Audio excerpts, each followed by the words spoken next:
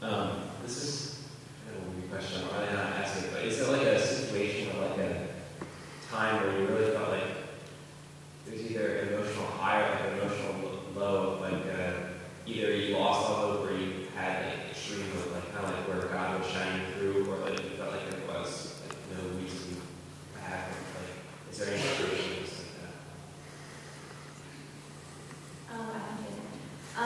Well, my sister's first surgery was like right around Christmas, and I remember like they told us that she probably wouldn't be out of the hospital for Christmas because of like the recovery and everything.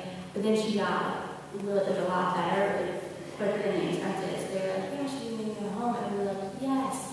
And then she like one night she just had this major like downhill escalation type thing, and she was like put back into the ICU, and she actually almost like passed away for it. But so like the high was like, oh my goodness, we go home for Christmas. But then like I remember like walking into the ICU, like into her room, and just seeing her. And like I was pretty young, I was like 10, and I just remember like looking at her, and then just like walking right out of the room because like it just like it didn't look like my sister at all, and it was just like and then we had Christmas in the hospital. It was actually really fun. But no, it was just those were both like pretty high and pretty low that I can remember. Well, I was on crutches for 3 months, and I wasn't allowed to put any weight on my leg.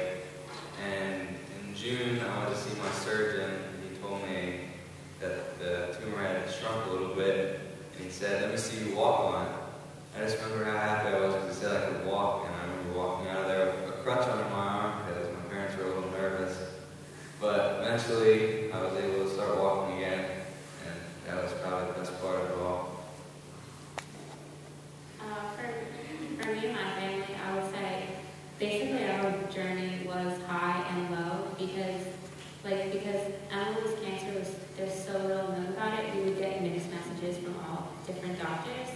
So I remember, one of the high moments was we found out that her tumor had shrunk because of radiation before her major surgery. So for us, like that was unheard of because almost all the doctors we had gone to was like, "Oh, well, we're just trying radiation because we don't know what's going to work. Radiation probably won't do anything."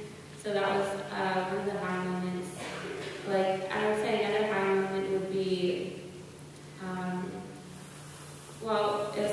It wasn't really a high moment, I didn't know much about it, but Emily had gotten like really skinny because she had not eaten for about 3 months.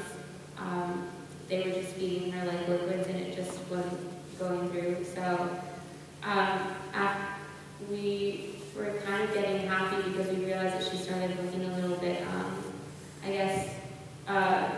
she started looking less skinny, but it ended up happening that it wasn't what we thought it was. It was actually her body preparing to die, but we didn't know that at the time. So for us, that was like a high moment. We had thought that something was working, something was getting better, and I was starting to be really hopeful. As far as a really low moment, I don't think there is a really low moment. The lowest moment I can think of is when I got the call about Emily, like finding out that she was dying. That was definitely the lowest moment. I think like a high time was when I was able to go to camp for that summer as well. Like when I was still sort of unsure of where this whole cancer thing would go. Being able to go and be a counselor at Spruce Lake was huge. Like so many high moments there mixed with the like fear and uncertainty of cancer was sort of a great mixture for me. And I'll just add, like a high time for me was just, I got to spend the whole summer with my sister. She would go to radiation and I would sleep in, and then by the time I would wake up, she would be back from radiation and we would take walks together. And I think, usually we would spend every summer walking or running together, but